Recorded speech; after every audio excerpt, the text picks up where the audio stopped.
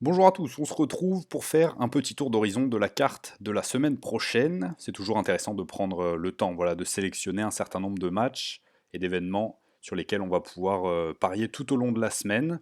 Pour ça, rien de très compliqué. Direction Flash Score. Vous voyez que j'ai déjà présélectionné un certain nombre de matchs en foot, en basket et en tennis. Alors le tennis c'est un petit peu particulier parce qu'on ne peut pas trop anticiper. On peut anticiper, on va dire que jusqu'au mardi. Ensuite, il faut le faire toute la semaine en fonction de l'évolution des tableaux. On voit que par exemple, il y a 4 tournois, 2 ATP, 2 WTA. ATP, ça se passe à Buenos Aires et à Rotterdam, en indoor. Chez les dames, à Doha et à Lyon.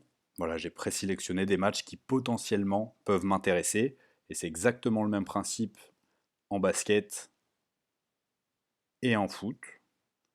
Où cette semaine, il n'y a pas de Ligue des Champions, mais il y a une journée de championnat a priori partout en milieu de semaine, avec pas mal de matchs. Alors évidemment, on va pas jouer tous les matchs qu'on a présélectionnés, c'est simplement pour avoir une idée au cours de la semaine des matchs qui peuvent nous intéresser. C'est quelque chose qui est un petit peu, qui prend un petit peu de temps le dimanche, mais qui permet d'en gagner pas mal tout au long de la semaine.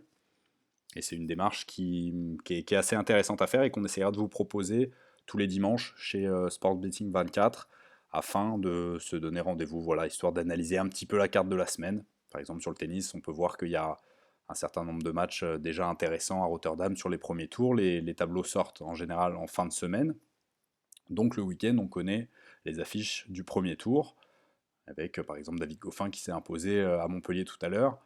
Alors à voir comment le Belge se sentira physiquement, mais par exemple cette cote-là, aux alentours d'un 70 contre Yann Lennart, je trouve qui est bien dans le dur en ce moment. C'est intéressant de le prendre pas trop tard parce que ça va baisser. Voilà, c'est ce genre de petites infos qui nous permettent d'anticiper un petit peu. Voilà, c'est tout pour cette vidéo sur la carte de la semaine. On se retrouve bientôt.